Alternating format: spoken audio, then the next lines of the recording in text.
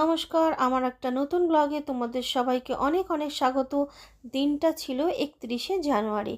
তো অনেক দিন ধরে আমরা যে জায়গায় যাব ভাবছিলাম, সেখানে কোনো না কোনো কাজের জন্য হচ্ছিলই না। তো যাই হোক, আজকে দিনে তখন আমরা মন বানিয়ে ফেলি যে যাই হোক আজকে আমরা বেরিয়েই পড়ব। আর আমাদের ডেস্টিনেশনও কিন্তু একটু আধটু না, প্রায় 200 কিলোমিটারের বেশি পথ অতিক্রম করে আমাদের সেখানে যেতে হবে। তো সকাল সকাল বলাটা ভুল হবে, বেশ অনেকটা বেলাতেই আমরা কিন্তু বেরিয়ে পড়ি। অনেক তাড়াহুড়ো করার পরও দেরি হয়ে যায়।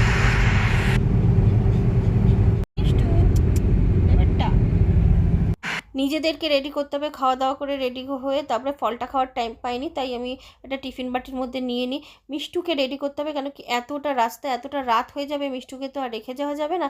তাই যেমন করে হোক তেমন করে হোক ওকে রেডি করে আমরা ওকে ওর খাবারটা নিয়েও ব্যাগে করে নিয়ে বেরিয়ে পড়েছি। এবার তোমাদের সাথে আসল বিষয়টা শেয়ার করছি।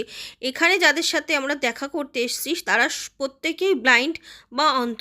কিছু জন আছে যারা হয়তো 5% কি কেউ হয়তো 2% দেখতে পায়, যেটা না পাওয়ার মতনই বলতে পারো।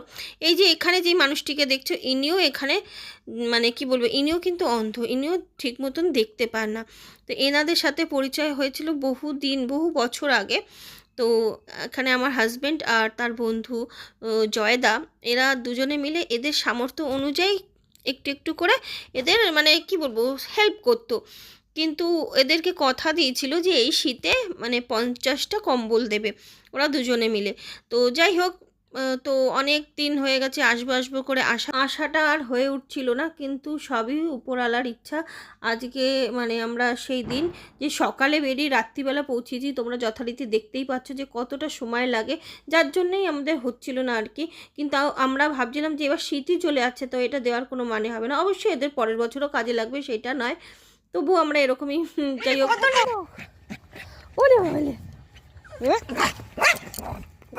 তুই জানিস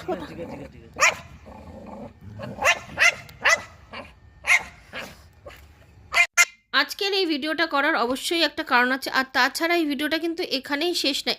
এর আরও একটা পার্ট আমি তোমাদের সাথে শেয়ার করব, কারণ কিছু মানুষদের সাথে তোমাদেরকে দেখা করাবো। আর এই কম্বল দানের বিষয়টা কিন্তু আমার হাজব্যান্ড আজকের থেকে করে না, দীর্ঘ 15 বছর ধরে করছে।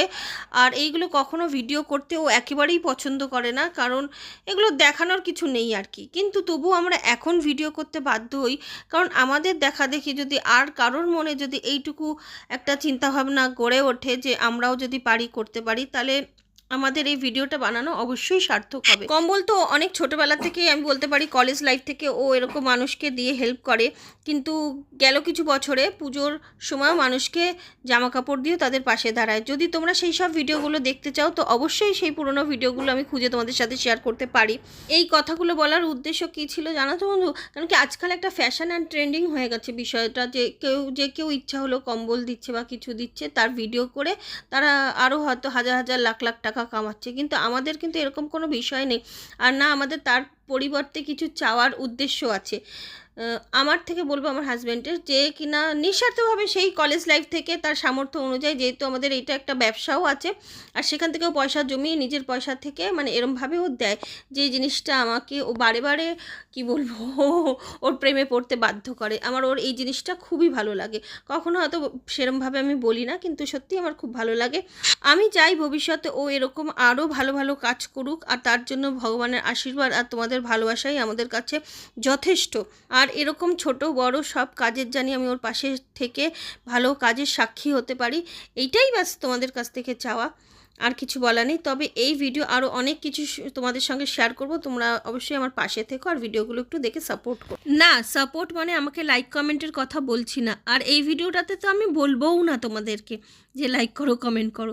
সাপোর্ট করা আমি এখানে বলছি এই মানুষগুলোকে বা এই ধরনের মানুষগুলোর পাশে যথাসাধ্য থেকে আমি সাপোর্ট করার কথা বলছি। আশা করি তোমরা সেই কথাটা বুঝতে পেরেছো। আর এরপরে তোমাদের সাথে কিছু মানুষের দেখা করিয়ে দেবো, পরিচয় করিয়ে দেবো, সেটার জন্য অবশ্যই আমার পাশে থেকো, আর পারলে শেয়ার করো যাতে অন্য মানুষরাও মোটিভেটেড হতে পারে। Thank you so much for watching this video guys.